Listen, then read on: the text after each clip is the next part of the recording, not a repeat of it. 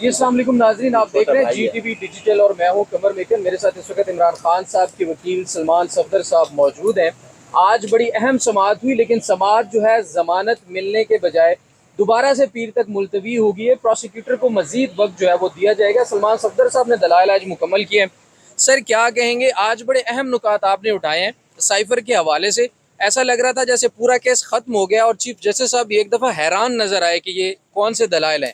آپ نے کہا 33 دن عمران خان صاحب کے پاس سائفر رہا، 169 ڈیز شہباز شریف صاحب کے رہا، ان کا نہ خود بیان ہے نہ ان کی کوئی شمولیت ہے اس میں۔ دیکھیں، جب سائفر کی کسٹڈی پرائم منسٹر آفس اور 2 پرائم منسٹرز ہیں تو آپ ایف آئی اے کسی ایک پرائم منسٹر کو آئسولیٹ کر کے صرف ان پر فوکس کر کے جن کے پاس تھوڑے دن سائفر رہا اور دوسرے کو شامل تفتیش ہی نہ کریں، ان کا بیان بھی نہ ریکارڈ کریں، ان کو نوٹس بھی نہ بھیجیں، تو میرا خیال ہے یہ ضمانت کی بیسٹ گراؤنڈ ہے کہ ایک وزیر اعظم کے پاس 33 دن سائفر رہتا ہے اور ایک وزیر اعظم کے پاس 170 دن سائفر رہتا ہے۔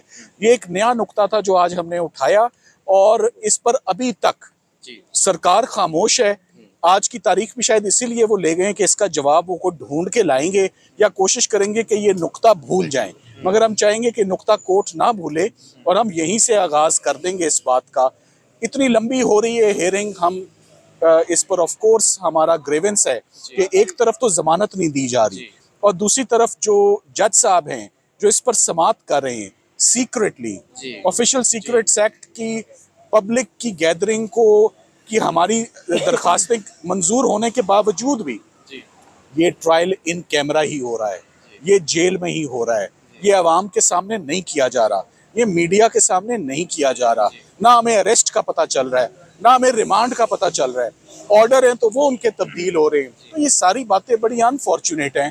یہ چیف جسٹس اسلام آباد ہائی کورٹ کو اس کا نوٹس لینا پڑے گا، ان کے آگے یہ تمام باتیں ہم رکھ چکے ہیں اور آج کی بحث کنکلوڈ ہونے کے بعد مجھے نہیں لگتا، کیونکہ پہلا آدھا گھنٹہ بڑا اہم ہوتا ہے، جب سرکار نے پہلا آدھا گھنٹہ اپنی بحث کی تو انہوں نے کچھ سیکشن ہی پڑھتے رہے جن کی مجھے سمجھ نہیں آئی کہ ان سیکشنز کا کیا لینا دینا۔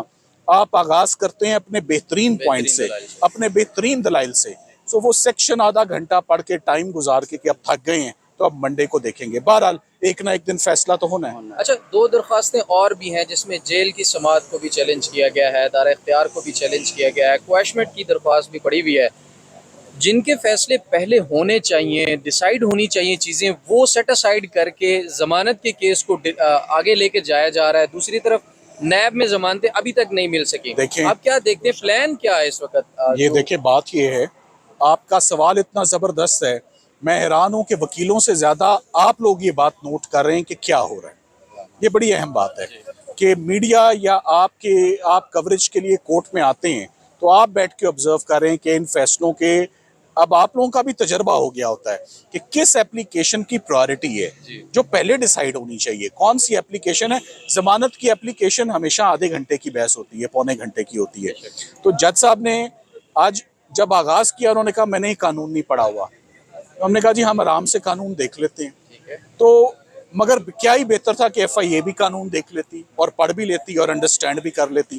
تو لگتا ہے کہ بغیر پڑھے سوچے سمجھے ایک مقدمہ بن گیا ہے، اب ٹائم لے رہے ہیں اس کو سنبھالنے کا۔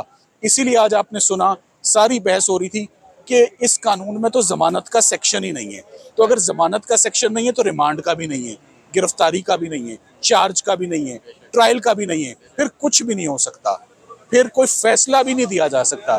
ہم یہی آرگیومنٹس اپنے اگلی تاریخ پہ لیں گے۔ Thank you very much. بہت شکریہ، تھینک یو سو مچ سلمان صفدر صاحب ہمارے ساتھ موجود تھے۔ ناظرین اپنی رائے سے ہمیں ضرور آگاہ کیجیے گا۔ قمر میکن کو دیجیے اجازت، اللہ نے کے بعد۔